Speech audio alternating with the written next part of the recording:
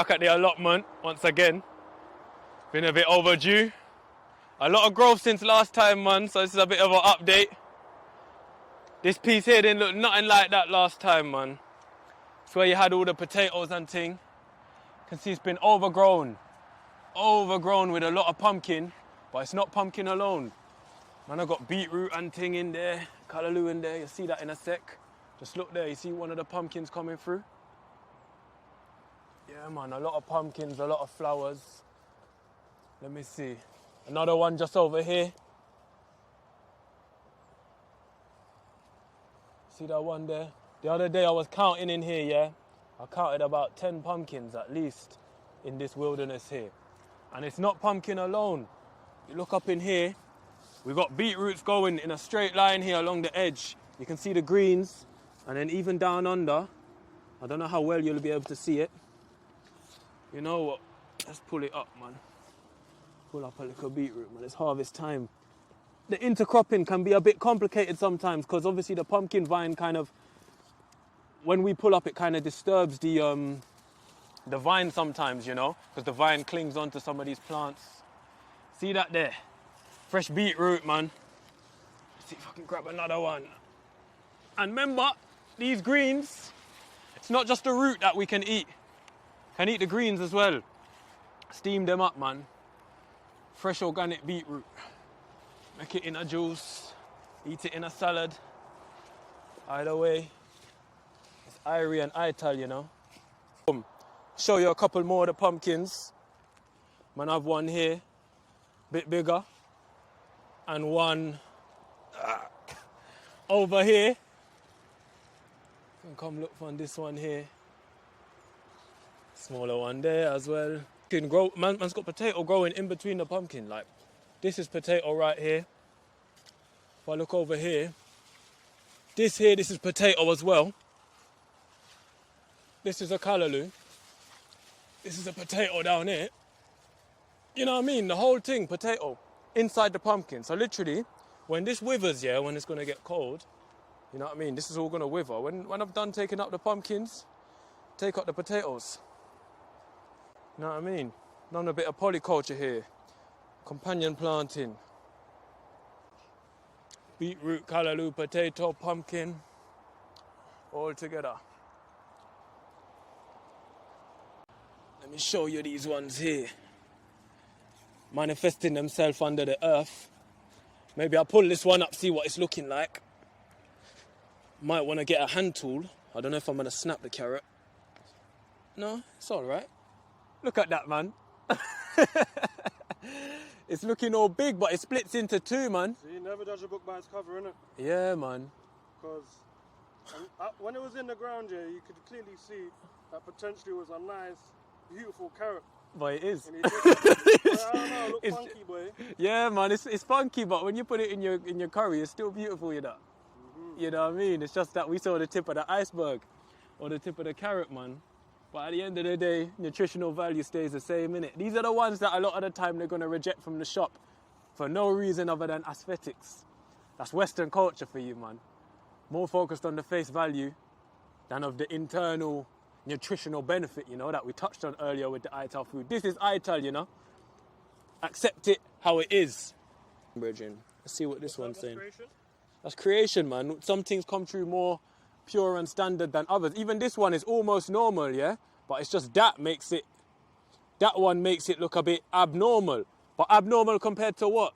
You know, the supermarket set our image of what these things grow like. But then, you know, when I see them like this in creation, to me, this is the standard, you understand? And then the supermarket is the one that's abnormal. Because they're creating a false image, man. Creating a false image. And there, man, that's looking like a chicken foot, Bridget. Man, I made chicken foot soup with that one day, you know. Some cucumbers starting to come off the vines up here as well. See, they're flowering, you know, so all where it's flowering, can potentially get some cucumbers off of that. Looking good still. May as well have a look at this one, because even this one, I was having a look the other day. Like, you see, this one's all shriveling up and things, so that's an indicator that we could have some life under there. Maybe I should get a fork for this. There's one. You know what I mean? And how much do you expect to see or find? Let's see, man. Sometimes it's like 4 or 5, sometimes it's more, sometimes it's less, man. Let's see, man. Let's get that out of the way. Man's doing it just purely with my hand. Usually I would use under there, you know. This is a challenge, though.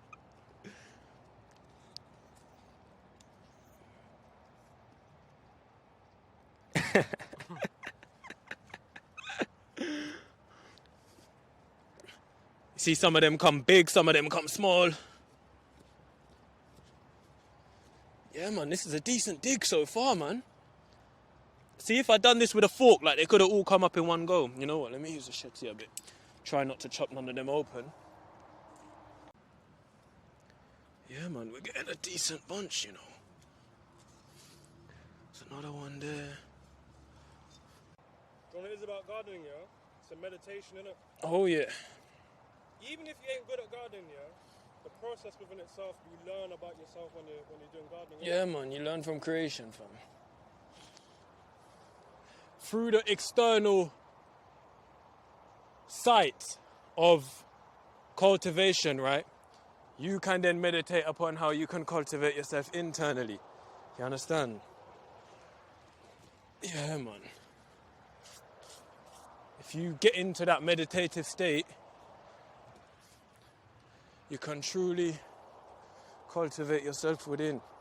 When you observe the external cultivation that you are influencing, like all of this, I can look at it and say, you know what, I've been nurturing this almost every single day for the past how many months now. And then I can kind of relate that to me internally and think, you know, what am I cultivating internally and how can I apply some of the same principles and some of that same discipline into cultivating a better mentality and spirit for myself, you know? So right here we got some corn, man. You understand? You see corn starting to form itself. You know what I mean? Pushing out of here. Can do something with that, boil it or roast it or something, you know, put it in a soup. I see, that's another thing, I don't really eat it much, but obviously when you have it in the garden, you will eat it and you will enjoy it as well. So, you know. Yeah, man, we give thanks for the corn. See the apple tree? It's hella tiny, but it's making apples. Up in that. It's a little bit small, but can still be eaten, fam. You know what I mean? Man, I got the younger lettuce coming up. Wild potato. We're gonna let it grow. Come harvest a few spring onion.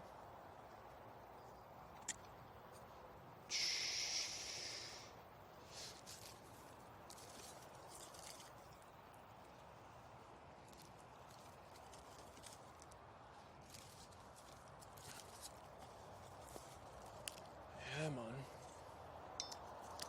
I got a blessed, no something. I'm just having a look at this. I just spotted this pumpkin's growing nicely, fam. See, man's actually got enough of them, you know.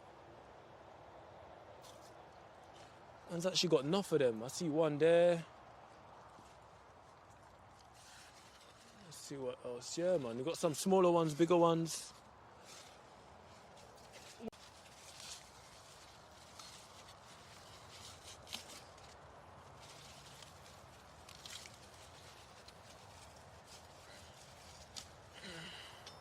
There we go.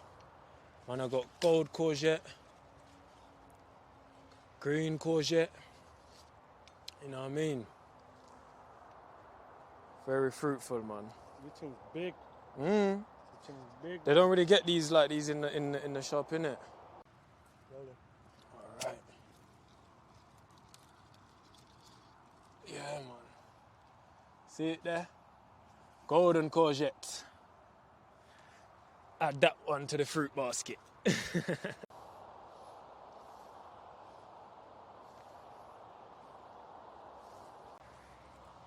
See it there? Last time I was talking about, you know, how they're just coming into, they're just flowering, coming into fruition. We can see we're well past that stage now, man. Pick this one off, not looking too healthy. But yeah, man. See the life coming true.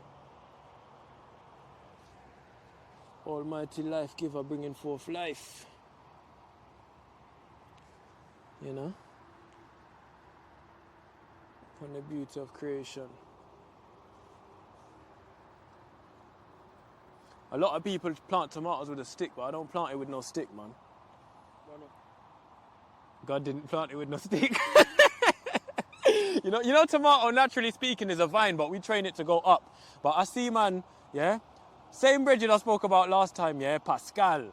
See that brethren there is the king of tomatoes, and he lets them run along the ground because naturally they're a vine. So when you train your seeds to grow along the ground, they'll grow just like this along the ground, just fine, man. Just fine, man. I mean, I don't struggle with pests around here, even though I don't use no pesticides. So, you know, I don't bother with the stick. Somehow they're even standing up anyway. Do you know what I mean? But naturally, these are a vine. These are red peas, red kidney beans. I'm hoping to get a good harvest. I've got a few patches in them. I've got a couple in the bed and that. This is the one I got on the ground. And I'm hoping I can get a decent harvest, make a stew peas or rice and peas from it. Or even a few. I'm not really sure how much to expect. This is my first time growing red peas, innit? But I'm seeing quite a few pods, so I'm pretty hopeful, innit, that I can get a decent quantity, you know? Fill my stomach once or twice with it, you know? See it there? Yeah, man. I thought these grew a bit bigger as well, you know, before they start producing fruit. Well, I've seen other ones grow bigger before. Come. Literally. You get some interesting footage over here, because I'm growing a couple things over here, yeah? And it's interesting you should say that. Because look at these ones, yeah? These ones are much bigger. You understand? And they're not producing the peas yet. So maybe this is what the average growth of red peas looks like.